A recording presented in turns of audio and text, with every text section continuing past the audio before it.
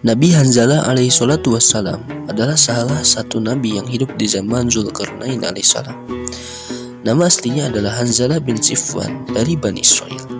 Nabi Hanzalah juga merupakan salah satu nabi yang tidak disebutkan dalam Al-Quran. Namun, kisah mengenai kaum yang dibimbingnya ada di dalam Al-Quran. Kaum yang dibimbing oleh Nabi Hanzalah adalah kaum Ashabur Rasy, dan Allah mengabadikannya dalam surah Qaf ayat 12. كذبت قبلهم قوم نوح وأصحاب الرس وثمود. Menurut kisah dari Al-Kisai, kota yang ditinggali oleh Hanzalah terdapat sebuah gunung yang bernama Falaj, yang menjadi salah satu tempat burung yang bernama Anqa. O adalah seekor burung yang besar yang apabila terbang sayapnya akan menutupi cahaya matahari. Bulunya memiliki warna yang sangat banyak. Lehernya menyerupai leher unta, memiliki 4 sayap, 2 panjang dan 1 lagi pendek. Burung ini sering mengambil beberapa hewan ternak dan hewan yang sudah mati. Disebutkan bahwa burung ini memiliki cakar yang sangat tajam, bahkan bisa membawa seekor gajah. Burung ini awalnya tidak mengganggu kaum Ashabur Rasy sampai suatu saat burung ini mulai memangsa dengan melepas kendali. Burung ini mulai memangsa anak-anak dari kaum Ashabur Rasy, sehingga kaum ini mengadu kepada Nabi Hanzalah. Nabi Hanzalah pun berdoa kepada Allah, "Ya Allah, matikanlah binatang tersebut dan putuskanlah keturunannya." Allah mengabulkannya doa Nabi Hanzalah. Seketika burung Anqa pun terbakar, sehingga tidak ada yang tersisa dari muka bumi. Kejadian ini terjadi sebelum Nabi Hanzalah diutus Allah untuk mengajak kaum Ashabur Rasy beriman. Lalu, siapa sebenarnya Ashabur Rasy ini? Menurut Qisas Al-Anbiya yang ditulis oleh Ibnu Katsir, kaum Ashabur Rasy merupakan salah satu kaum yang ada di daerah Yaman. Kaum Ashabur Rasy ini sering disebut kaum Muras.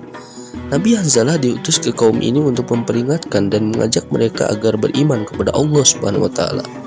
Kaum Muras merupakan kaum yang tidak menyembah Allah.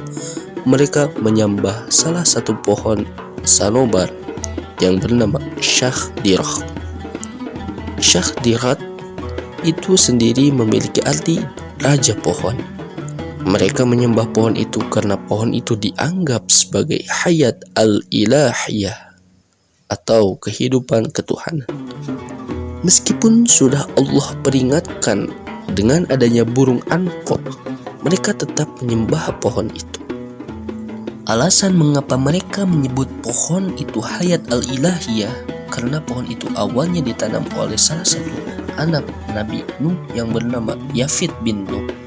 Yafid bin Nuh menanam pohon ini pasca badai topan di tepian mata air. Mata air itu pun disebut Raushan Ub. Kemudian mata air ini yang mengaliri desa kaum Muras. Kaum Muras memiliki 12 desa, di antaranya adalah Oban, Ozar, Di, Bahman, Isfan, Farwadin, Ordi, Bash, Khordad, Murdad, Tir, Mihir, dan Syahriwar. Lalu kaum Muras pun mengikuti apa yang dilakukan anak Nabi Nuh itu. Kaum Muras pun menanam pohon sanobar di tiap desa dan mengakhirinya dengan irigasi yang berpusat pada inti pohon sanobar Yafid. Kemudian mereka menyangka bahwa pohon dari sanobar yang terdapat mata air yang mengalir adalah sumber kehidupan Tuhan yang turun ke muka bumi, sehingga mereka mengharamkan diri untuk meminum dari air tersebut, baik untuk diri sendiri maupun hewan ternak. Bahkan mereka membuat peraturan barang siapa yang meminumnya maka akan dibunuh. Mereka menjadikan air itu sebagai sumber kehidupan Tuhan dan pohon sanobar sebagai inti dari kehidupan Tuhan. Juga dianggap sebagai pohon yang berisi roh Tuhan yang harus disembah. Jelas sekali ini bertentangan dengan konsep ketuhanan yang diajarkan sejak zaman Nabi Adam alaihissalam dan seterusnya. Kaum Muras sering mengadakan acara sehari dalam 1 bulan yang dijadikan sebagai hari besar untuk membuat persembahan di tiap desa. Pada hari itu, mereka akan membawa beberapa hewan ternak untuk disembelih di dekat pohon sanobar. Mereka menyembelih hewan itu untuk dijadikan tanda bahwa Tuhan butuh salah satu pengorbanan agar setiap doa yang diharapkan dikabulkan. Setelah mereka menyembelih, mereka pun membakarnya. Ketika asap pembakaran dari hewan kurban tersebut naik ke atas, mereka pun mulai bersujud kepada pohon sambil menangis dan mengadakan doa serta pemohonan. Saat kaum Muras berada di puncak hari besarnya yang bernama Isfar, dan setelah kekafiran mereka berlangsung lama, Allah Subhanahu wa taala mengutus Nabi Hanzalah untuk mengajak kaum ini beriman kepada Allah Subhanahu wa taala dan meninggalkan kesyirikan yang telah mereka perbuat. Nabi Hanzalah pun memulai dakwahnya kepada kaum Ros. Namun apa yang terjadi?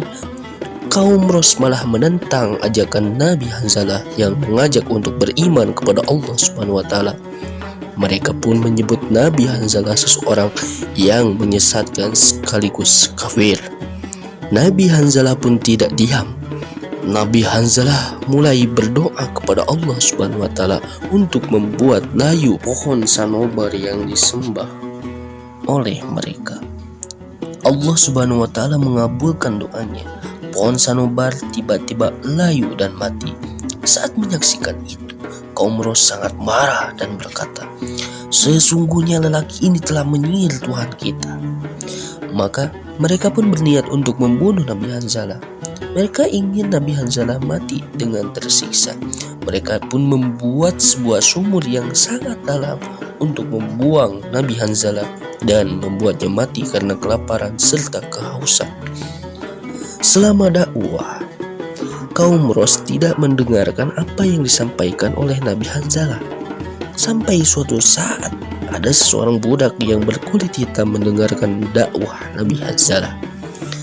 Lalu budak itu beriman kepada Allah Subhanahu wa taala. Kemudian kaum Ros yang masih geram dan marah kepada Nabi Hanzalah, mereka menangkap Nabi Hanzalah dan melemparkannya ke dalam sungai yang sudah dibuat, lalu menutupnya dengan batu yang besar. Seseorang budak yang beriman kepada Nabi Hanzalah dan kepada Allah Subhanahu wa taala pun melihat bagaimana Nabi Hanzalah dimasukkan kepada sumur itu. Budak hitam ini tidak bisa mengeluarkan Nabi Hanzalah dari sumur itu. Ia hanya bisa memberi makan Nabi Hanzalah secara diam-diam, lalu melakukannya setiap hari agar Nabi Hanzalah tidak meninggal kelaparan. Budak ini memberi makan Nabi Hanzalah setiap habis mencari kayu bakar. Sampai suatu ketika budak ini kelelahan karena mencari kayu bakar dan ia pun mulai beristirahat sejenak. Namun saat budak ini tertidur, Allah Subhanahu wa taala sengaja membuat tidurnya menjadi lama. Ia tertidur selama 7 tahun. Selama ia tertidur, kaum Ros diberikan azab yang sangat pedih oleh Allah Subhanahu wa taala. Allah mengazab kaum Ros dengan menjadikan mereka batu hitam. Tidak hanya orangnya, bahkan pepohonan dan hewan ternak pun berubah menjadi hitam. Azab ini sesuai Allah firmankan di dalam Al-Quran. وَكُلًّا ضَرَبْنَا لَهُ الْأَمْثَالَ وَكُلًّا تَبَّرْنَا تَتْبِيرًا. Sampai akhirnya salah sebagian dari mereka bertobat dan mengeluarkan Nabi Hanzalah dari sumur. Mereka pun mulai beriman kepada Allah Subhanahu wa taala dan Nabi Hanzalah alaihissalam. Setelah itu Nabi Hanzalah pun penasaran kemana perginya budak hitam yang selalu memberinya makan. Tidak ada yang tahu kemana dia pergi dan apa yang dia lakukannya.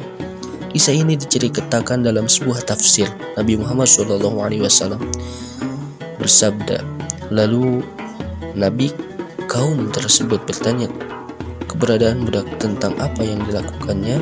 Mereka menjawab, kami tidak tahu. Baik Allah Subhanahu wa taala mencabut ruh Nabi itu, dan setelah wafatnya Allah membangunkan budak hitam tersebut dari tidurnya. Budak hitam itu lah yang pertama kali masuk surga. Wallahu a'lam bishawab.